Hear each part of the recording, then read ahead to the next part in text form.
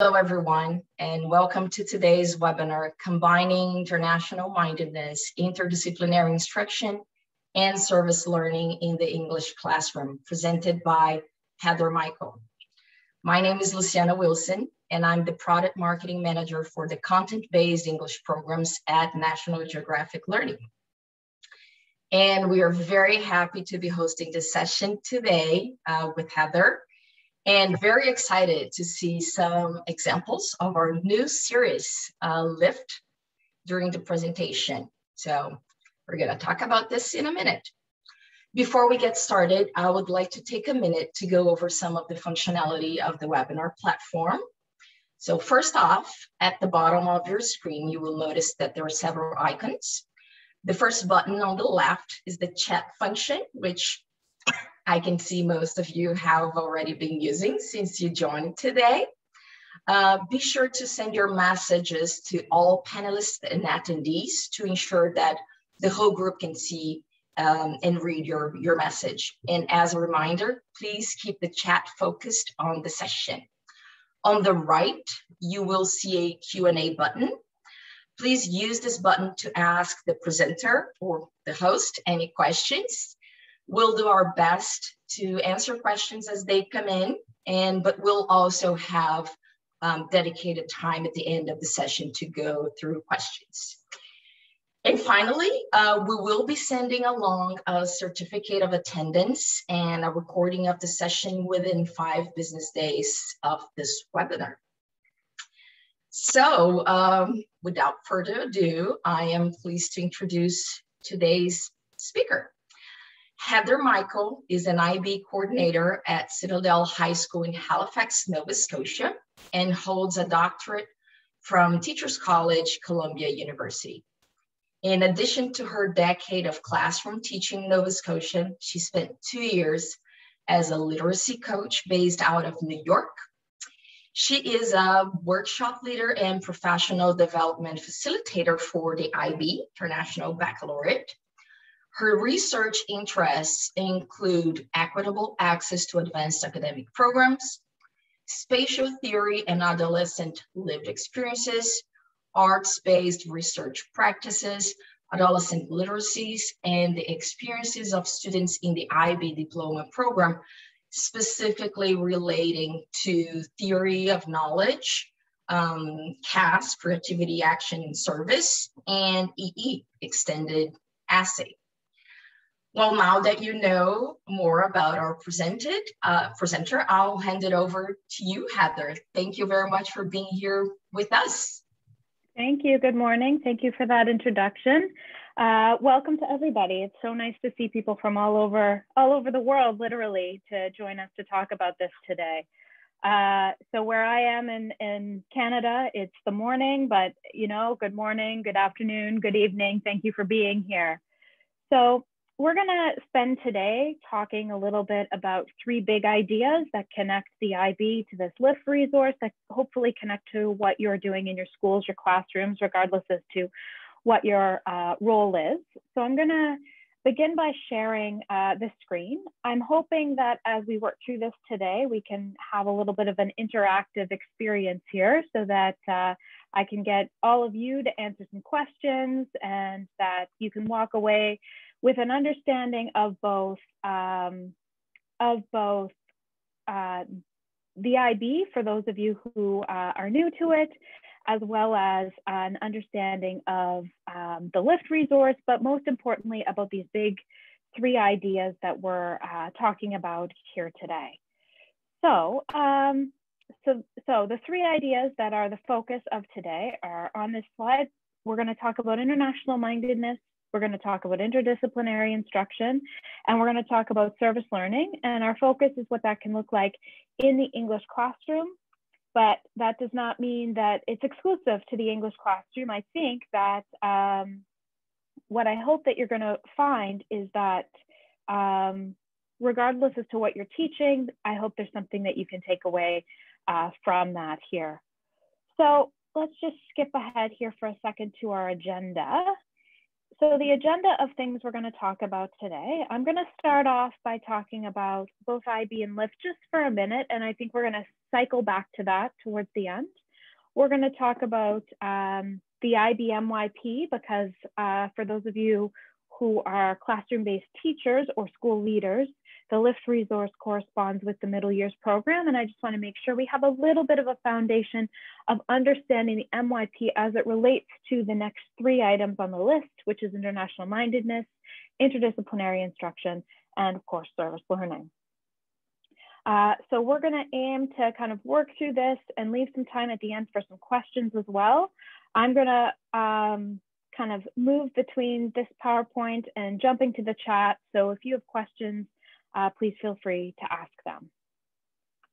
So just to start off, I'm going to ask you to take a look at this image. And in terms of the IB and in terms of understanding the MYP, just give a thumbs up or a yes if you have seen this image before.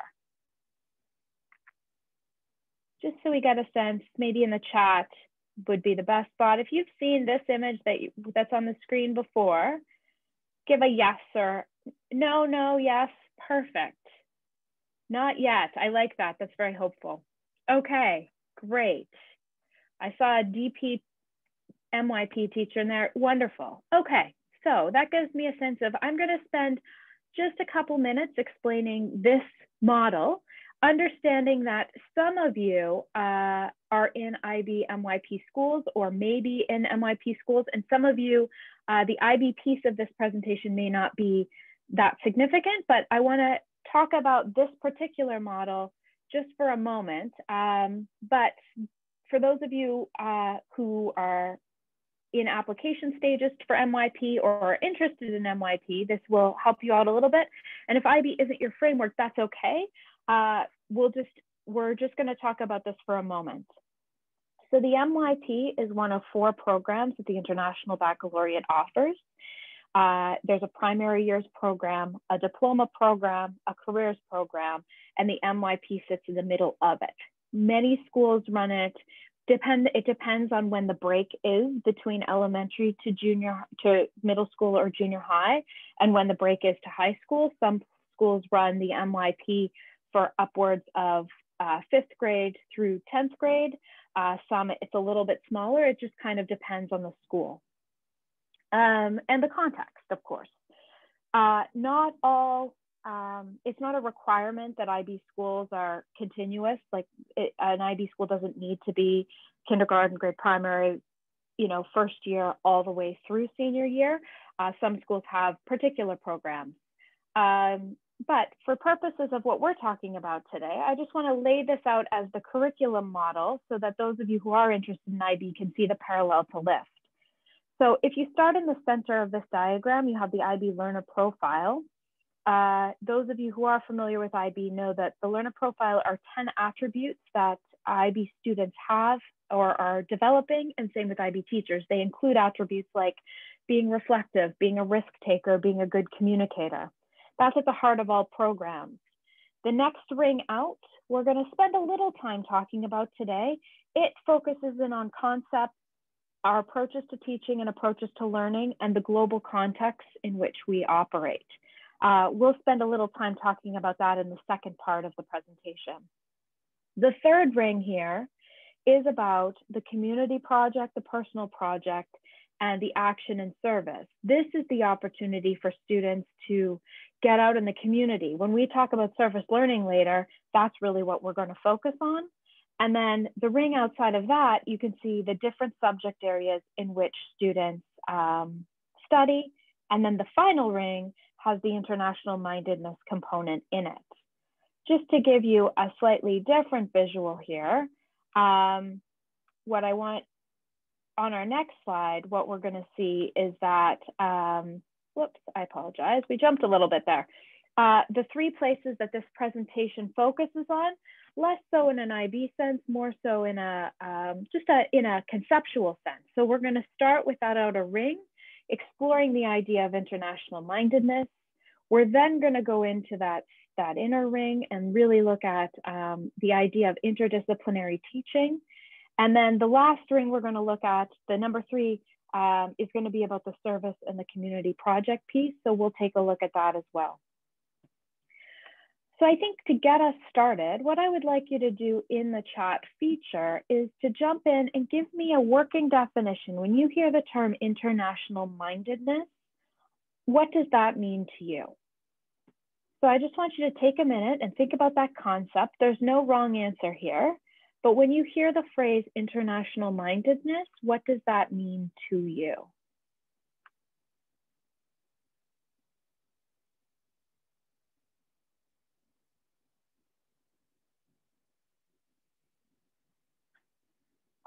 Really great answers coming up here.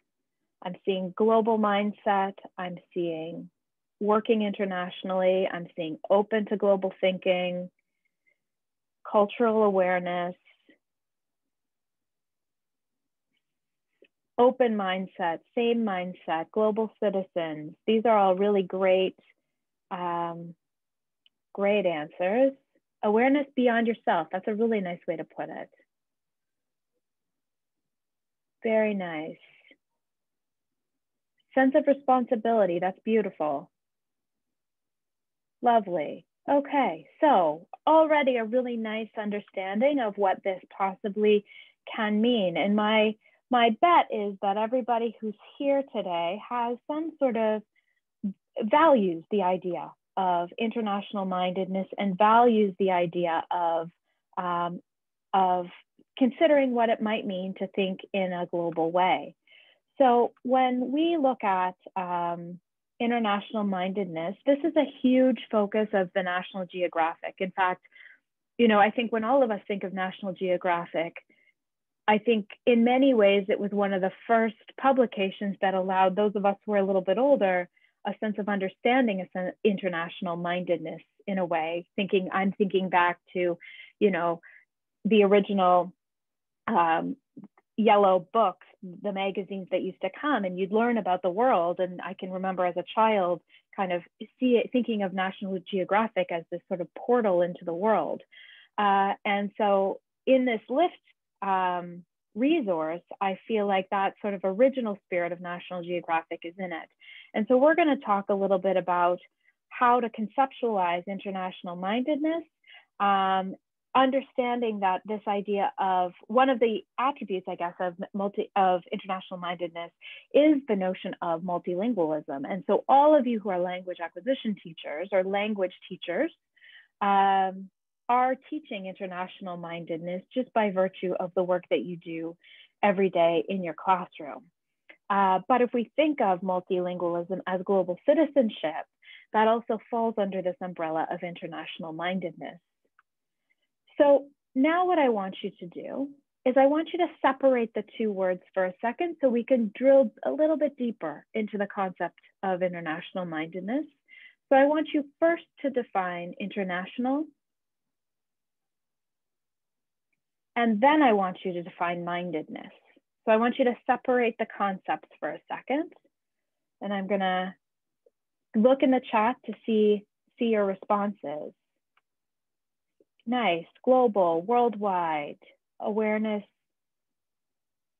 global, beyond geographic boundaries, one world, the whole world, beautiful.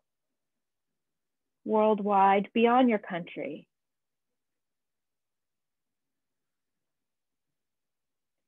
These are great. Across countries, multinational, no boundaries, very nice. All right, now get into mindedness. What is mindedness? Awareness, care, opened. These are great answers. Open perception. I do think we're kind of hitting on something here around open-mindedness, awareness. Metacognition, I think that's a really nice point. Noticing, that's a great way to put it. A conscious belief, responsiveness. Really, oh, interesting. I like that, pulling in the Sustainable Development Goals. So I'm going to talk for a minute about, thinking about this concept, because I think regardless as to whether you're an IB school or you're just a school that is interested in preparing students for a global context, this sort of framing and thinking is really important and something that requires a little thought beyond, I think, the superficial.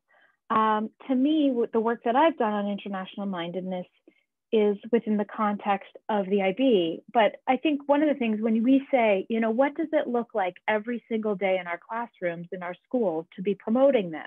Like, how do you know you have it? Because I think it's very easy to say, oh, well, you know, we've got all the flags of all the countries of all the students, and that's wonderful. Or we have cultural celebrations, that's wonderful. But how do we know that when our students leave us, they're prepared to be internationally minded in the world? And I think this is a really important question we all have to consider as educators and as school leaders. To me, all of your definitions can work. And I think that's sort of, in some respects, the beauty of thinking about international mindedness is that there can be a plurality of definitions. There can be many definitions. To me, when I think of mindedness, I try and think of habits of mind. And what are the habits of mind that I need my students to have in order to be international students? And when I think of the international, I think not only about many countries, but I think of, in some ways, all the different ways in which we are grouped in the world. So I want my students to be internationally minded in terms of different social groups within the school. I want them to be internationally minded in terms of different cultures around the world. I want my students to be internationally minded as it relates to issues of gender and ability and race and class. I want them to understand habits of mind that recognize complexity in the world, and habits of mind that allow them to interact in a way that is both respectful and understanding and caring, but also constructive. And so thinking about that, I think, is a really important responsibility we all have, and is something that can happen no matter what the grade level is of our students. So the IB, and I'm not going to spend too long on this, but I think I've learned a lot from looking at this mission statement. And sometimes I sort of cringe at myself. I'm like, oh, I'm quoting a mission statement, you know, in terms of, and sometimes that can be, sometimes I sort of think about that. But I like the things that I've highlighted here. And I hope that you're able to see the phrase, this idea of intercultural understanding and respect. And I think that that's something that we're all striving for all the time. Like, we look at who's on this call today, and like, what an amazing opportunity to be representatives from so many countries in the world. And this notion of what does it mean to have intercultural understanding, respect, paired with the very last line, which I also think is a really compelling way to think about international mindedness and global citizenship, which is that other people with their differences can also be right. And what does that mean in terms of thinking about international mindedness? To me, that's about recognizing that I can come to an answer that is right for me, but it doesn't need to be right for everybody, and that that's okay.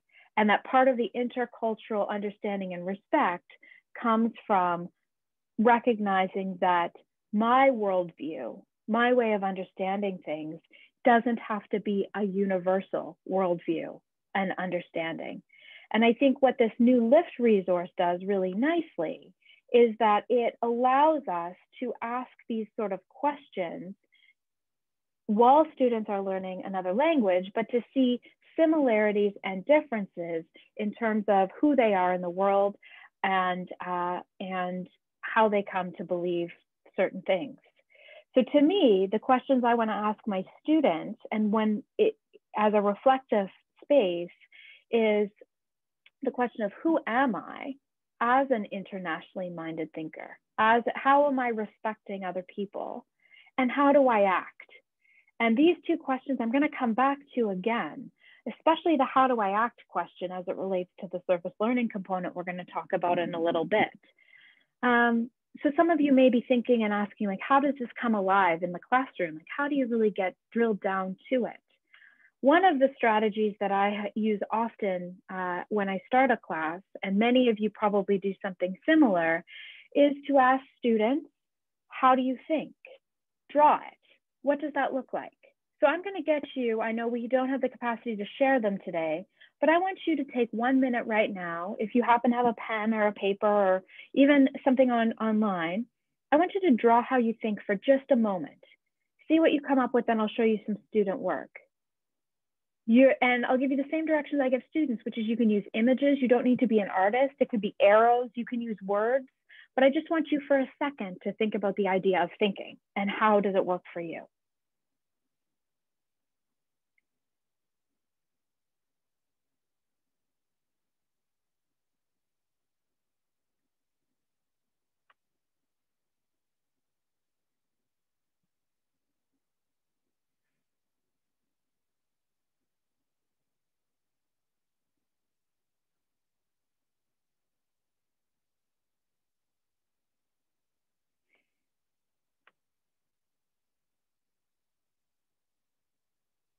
I love these little, I love these examples here. A tree, an angel. I'm seeing a little devil in there too. Some happy faces, ice cream, many hands, beautiful, circles, great participation. So let me show you some work that some students have done. Hearts and leaves, that's nice. That's really nice.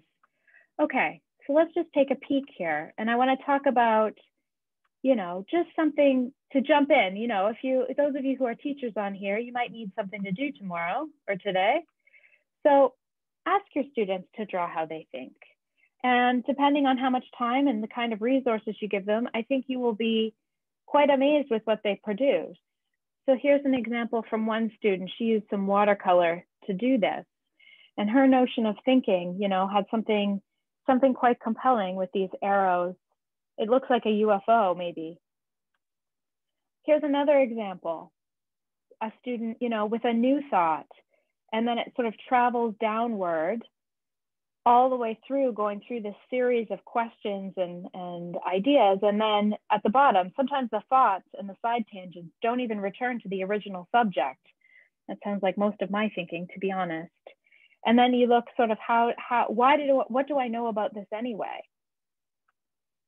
We saw that one. And then this one, this idea of just sort of the chaos of language and how words fly through our minds and how they help us to take shape in the world. My favorite part of this is the bottom corner where it says, stop thinking, go to sleep. I feel that's an experience, perhaps, that is an internationally minded common experience.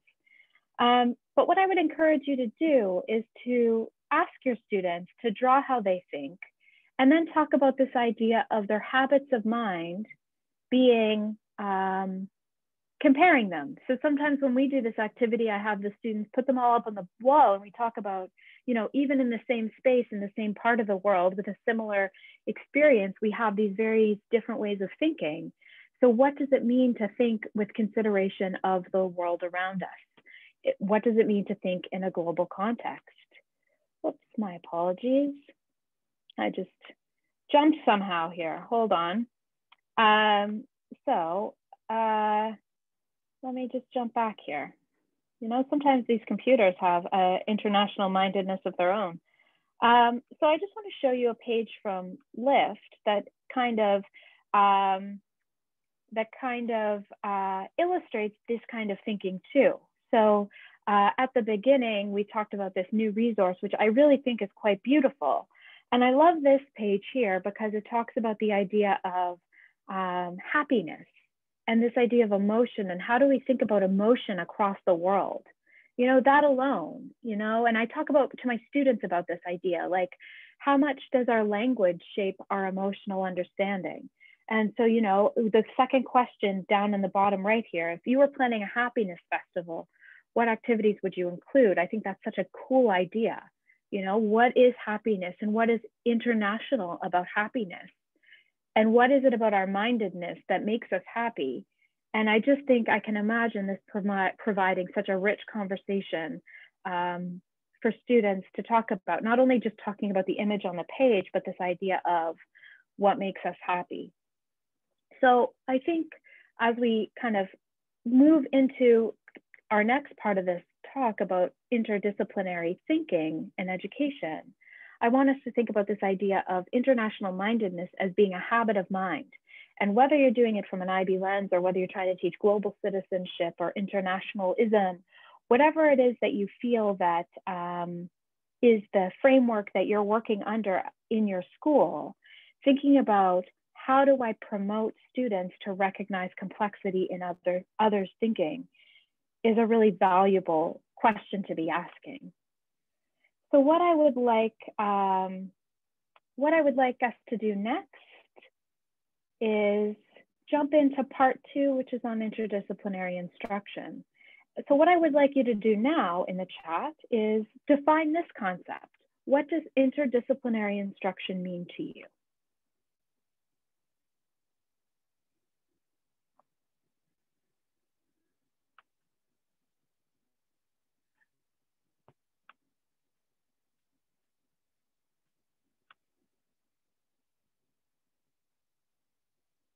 Life itself, that's a great answer. Integration, curiosity, discovery, collaboration, yeah, all subjects.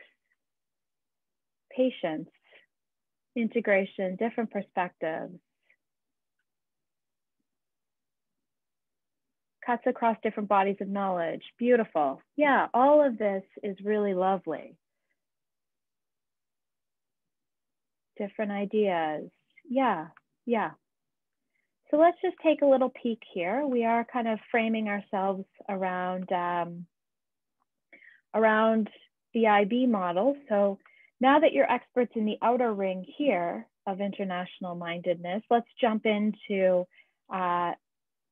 this sort of part here that's concepts, approaches to teaching, global context, approaches to learning. So when we're talking about the idea of interdisciplinary teaching, one of the things that we're thinking about is how do students understand the connections between all subjects? In school, we have this way of kind of siloing or putting our subjects in boxes, and you know, perhaps you've had the experience of, you know, one of your 7th graders coming and saying, well, we don't do that in this room, we do that in that room, you know, or that doesn't belong here, that belongs there. And I think we teach kids, and we ourselves come to understand that that the subjects that we teach work in a certain way, but how do we solve bigger problems?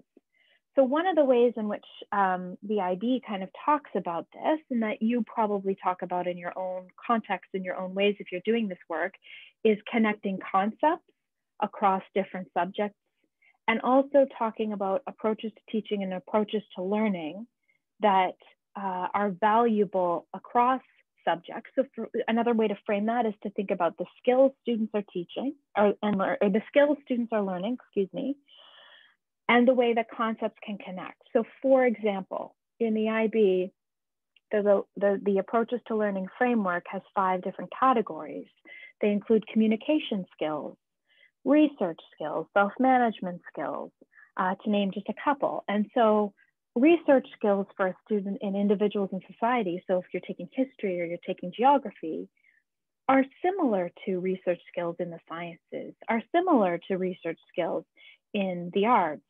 You have to nuance and kind of tweak them a little bit, but in part, interdisciplinary teaching is transferring those skills across all classrooms, naming them so that students understand what they're doing. But the second piece is connecting global concepts and contexts and big concepts. So the idea of, you know, questions of power, issues of the environment, questions of culture, different artistic expressions and experiences, the human experience. We could even just look at the idea of happiness in a global context. Every subject has a way of exploring these big questions that we have. So the way that the LIFT resource kind of helps to frame this is by having these big inquiry questions. And I think here are a couple of examples of them. What impact can clean water have on the world? How can we achieve happiness? Why is it important to belong? And I think when schools are trying to do work around, when schools are really trying to do work of interdisciplinary instruction, one of the challenges is this all sounds good, but it sounds like a lot to plan and you have to kind of coordinate it. And that is true.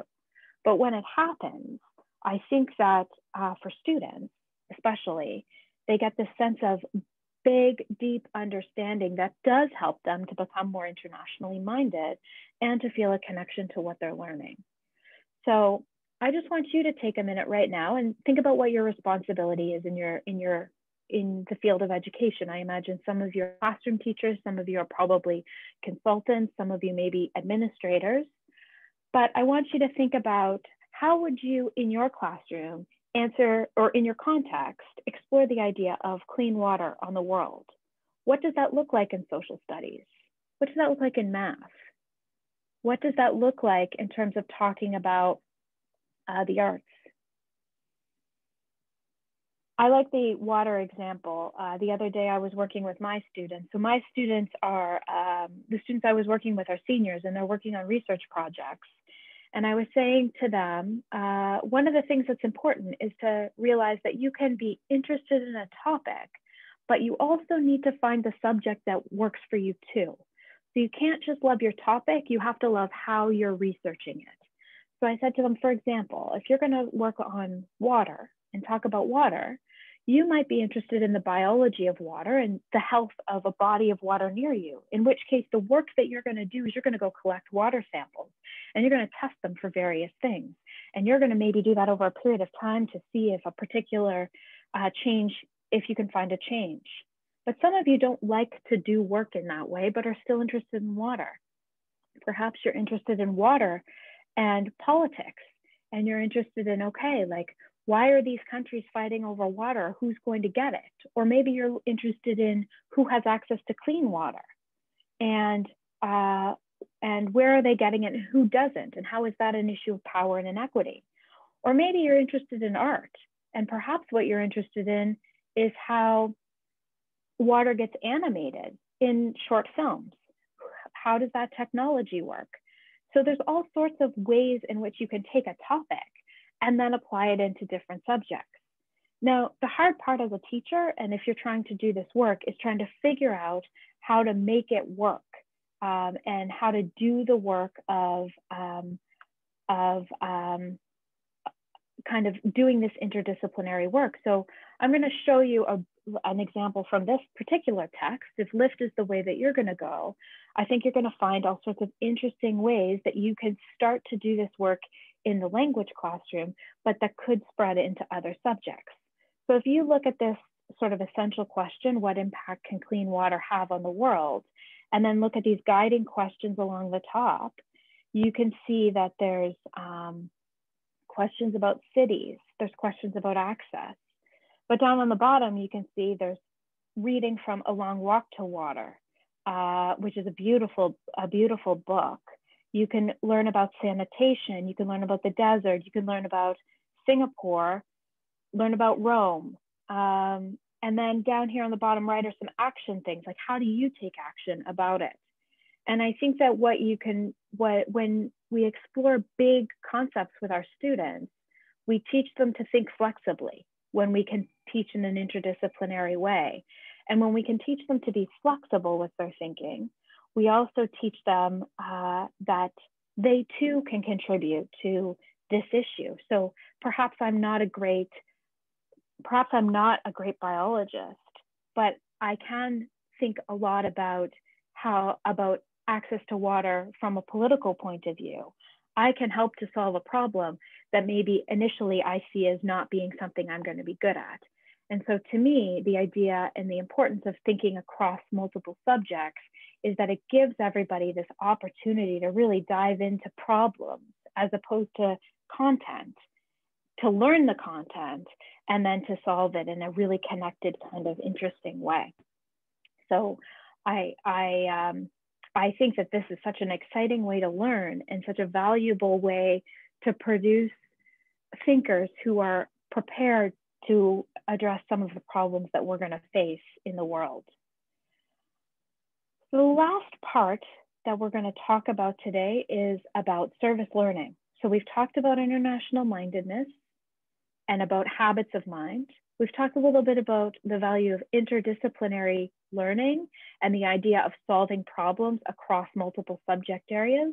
Now I want to talk about service learning. So right now in the chat, I want you to define what does service learning mean to you?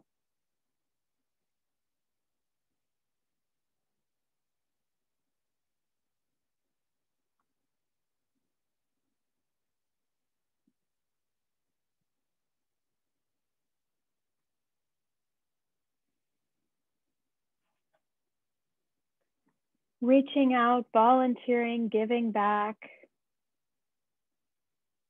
teaching while helping, helping ones in need, making people happy. What a nice way to think about it. Helping, adapting. Perfect. Taking action, working for society. I love all of these answers. Reflective learning. Perfect. Serving a purpose. Great. Nice. Great answers. You're a wonderful audience today. So let's just take a look and dive in. So again, this is a page. I saw somebody asked a question. All the pages are the curriculum that of the National Geographic Lift resource. And so this is a page from it. And we're going to look at this page again. But I want to just teach you for a moment about service learning as a framework. You can see here actually a little bit of a close-up where we kind of break down aspects of it. We're going to come back and take a good look at this in a minute. Service learning, and those of you who are involved in any sort of curriculum that has a volunteer component may be familiar with this cycle. And if not, I would encourage you just to do a little bit of reading about different frameworks that can be used for service learning. Much like international mindedness, I would almost say that the term is backwards. We should really be saying learning first and service second. If you start at the top, so 12 o'clock on your screen, it starts by investigating a problem. So let's say, for example, you were curious about, I'm going to give you an example that worked with some students who I worked with. I had some students who were interested in finding out more about the experiences of youth their age who were homeless. And they decided, and in order to do that, they arranged to go to a local homeless shelter that was for teenagers. And they had a tour by people who worked there. There were no residents there at the time. And they learned about the experiences of being homeless at their age. That was the learning step.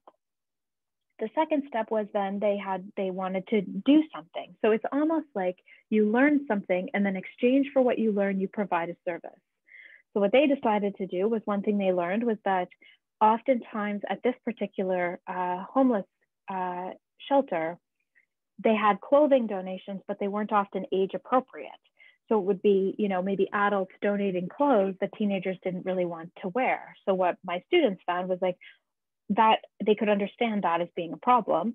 And so that what they found that they wanted to do was to somehow design and prepare a clothing drive for age appropriate clothes.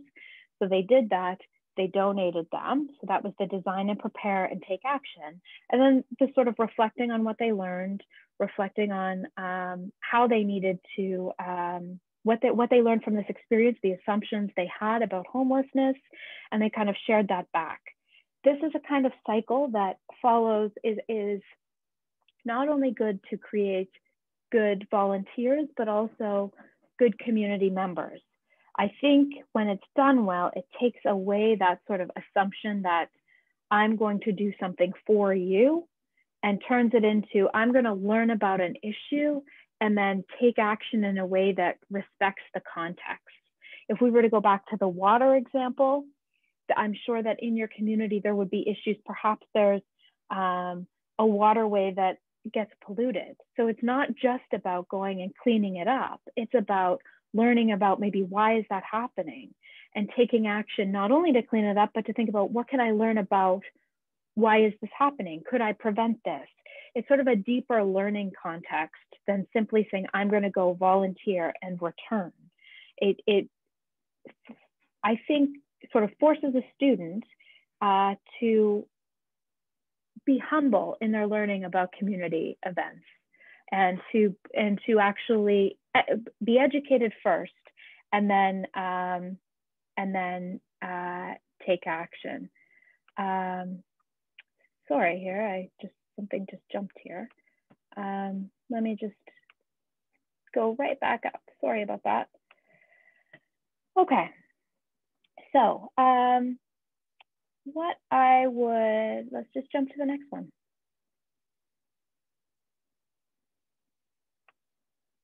All right.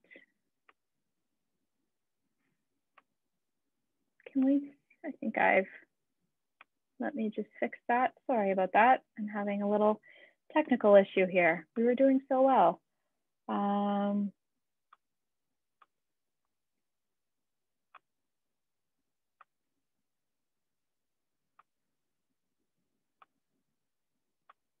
All right, I think we're good now. We're back in action. Okay, so if we think through this cycle here, the next thing then is to look at how you can do this, because I think one thing that people struggle with in terms of taking on something like service learning is, how do you do this in a way that doesn't feel overwhelming? And what I really like about the LIFT piece is that it gives you these opportunities to think about service learning personally, to think about it as a school, to think about it in a local and a global context. One of the things that is important, I think, when we talk about volunteering and doing something for the community, and doing something in a volunteer way that addresses an issue of global significance, which some people really feel like that's what they want their projects to be, is to recognize that your own backyard is international. And I think sometimes people get the idea, oh, I'm going to volunteer somewhere far away. Sometimes people talk about voluntourism and this idea, well, I'm going to go somewhere else and help them. But actually, my backyard is your international. Your backyard is my international. My backyard is international. So teaching students to say, you don't need to go far to make a global impact. So you can see on this chart here that there are multiple different ways that are suggested. And I think as a classroom teacher, sometimes it's the struggle of like, okay, how am I going to get these students to be involved? I don't need, maybe my example of like going to a homeless shelter, that's not possible. I think the pandemic has taught us we really need to be creative with all of these things. So what I really like about this resource is the idea that you can go in and say, okay, in the classroom, this is what we're going to do. In the school, this is what we're going to do. But the idea that we can all take action, we all have responsibility. So I think that's an exciting thing to give to students. So what I want to do now is just kind of pull this all back together and kind of pull together this webinar and then leave some time for some questions here. We started out by talking about international mindedness, this idea that we think globally and we can develop these habits of mind of being global citizens in our classrooms, but that mindedness, it comes alive in the everyday. So when we think about international mindedness, I think we want to think not just about other countries, other people. We want to think about differences within our own classrooms, within our own schools, within our own communities. And how do we come to have intercultural respect? And how do we come to really think about how many people with differences can also be right together? The second part of this is to think about interdisciplinary learning and how when we tackle issues of significance like water, like climate change, like happiness, that this is not done in a single subject area. These big problems and curiosities of the world are interdisciplinary. They happen and get explored in lots of different subject areas. And the way that as a student, as a researcher, that you can get involved with this is to really be able to say to teach students that you can be interested in water, and you can be interested in water, and you can be good at science, and you can be good at art, and you can both solve this problem. And the best way you can do that is by working together. And the same goes for your teachers, you know, thinking about these ideas of global context of the content that we're teaching. And the third thing that we talked about was the idea of then teaching students to take action. So we want them to have the habits of mind that allow them to think in interdisciplinary ways, but we also want them to be able to move on these things. And the service learning component, I think, allows for that. It gives students the tools they need to respectfully research and identify problems, and also then come together and actually act out the solutions that they want.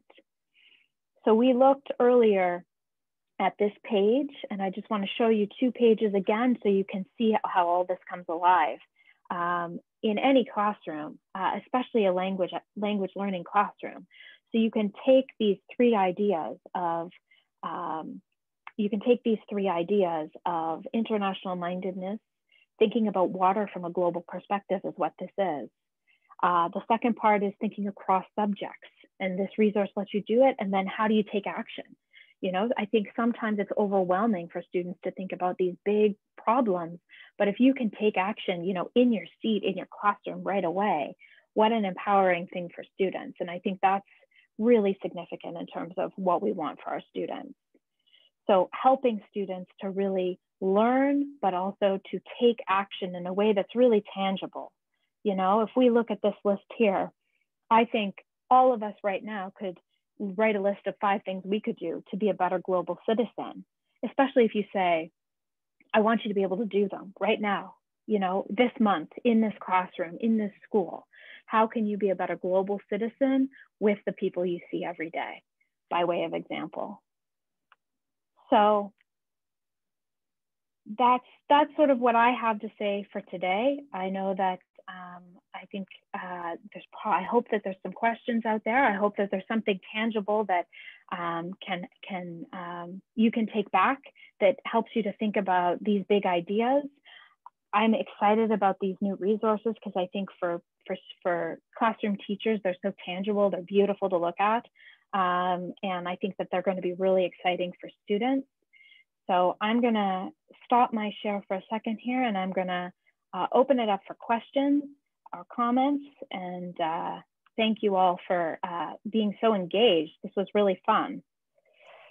Thank you, Heather. That was fantastic. And I can see everybody sharing their ideas and their experiences in the classroom as you go. So now we still have a few minutes for questions. We do have some already in the Q&A, and you can feel free to type in your question if you think now is the time. So Heather, one of the questions that we got was, to teach multinational students, what is the requirement for the teacher? That's a good one. That's a great question. That's a really great question. And I think in some respects, what the teacher needs those same attributes that we're trying to teach to the students. I think that a lot of what I've talked about today is as important for the adults as it is for the students. So I think some of it is just recognizing that each of us comes with our own perspective on the world, and to recognize that our students, that's the beauty of teaching in an international classroom, is the students in front of us give us everything we need in order to recognize complexity. So I think it's just about, for us, making space to understand that there's going to be lots of perspectives, and how exciting is that? So I think, you know, what I talked about today is as much for students as it is for the adults involved. So just being aware. Good, great. So Laura asks, I believe that casual association is powerful when it comes to international mindedness. Can you tell me if there are recent initiatives to support students working on project teams with students from other parts of the world? That's a great question. So I think I think that different organizations kind of facilitate this in different ways. I know that within the IB context, sometimes there's work done, like one school will contact another school and say, like, listen, we're both doing this. Could our students connect over Zoom?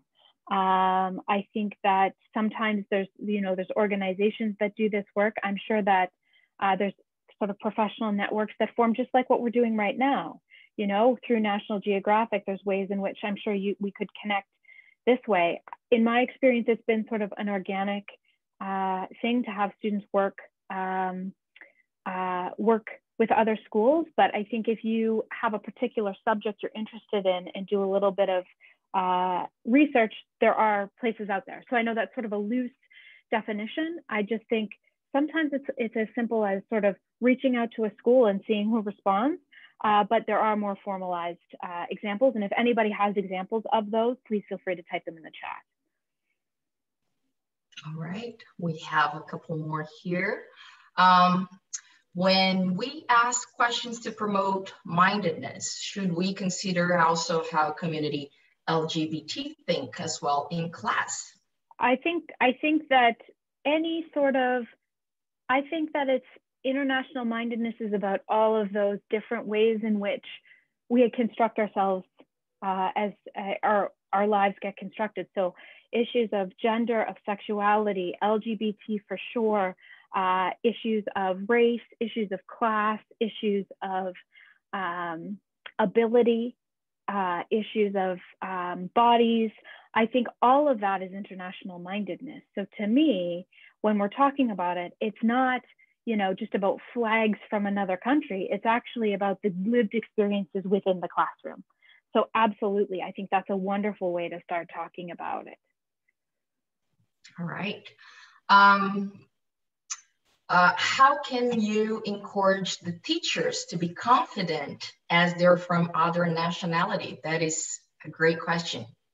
That is a great question. And it's one of those things that I think, first of all, if you are a teacher teaching in a place that is not your own nationality, that first of all, like, that's such a brave thing to do, because there's such a fine dance between understanding who your students are and recognizing who you are as an individual. And I think there's probably many people on here who do that. And there's such a grace that's involved in that. In terms of becoming confident, I think sometimes it's about, I think if you kind of come at the teaching, recognizing there's not one right way, that, the teacher themselves brings a perspective to the class.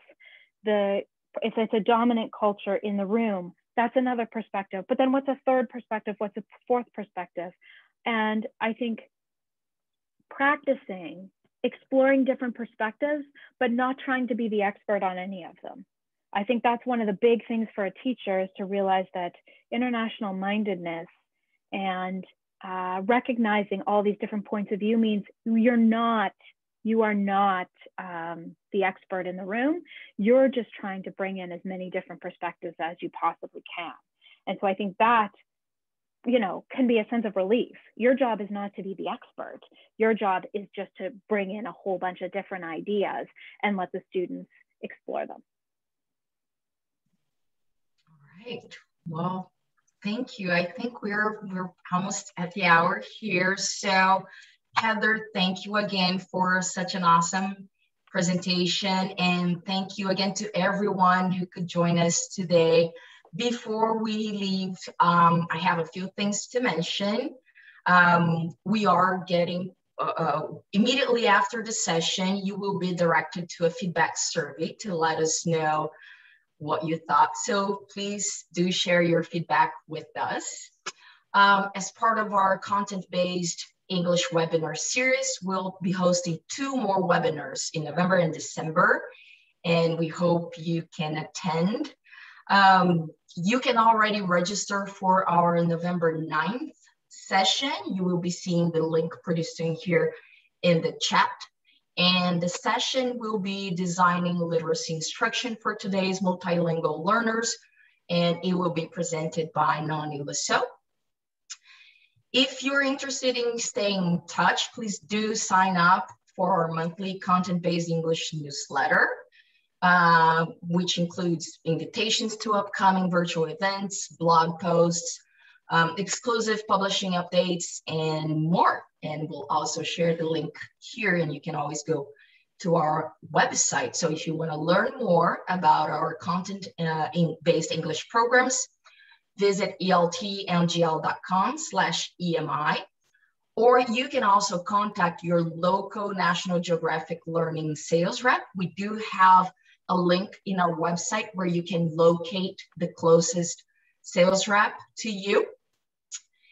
Also, be sure to join our online community for teachers of English on our social media channels, where you can find up-to-date information about events, practical classroom tips, exciting real-world content, and new product information. So just to remind you, we did go over our new series of content English-based program today, Lift, and that's one of a larger series of content-based English. You can look them up in our website. And I think that's it for today. Thank you again to each one of you for attending today's session. And thank you, Heather, for such an engaging presentation. Thank you, have a great day. All right.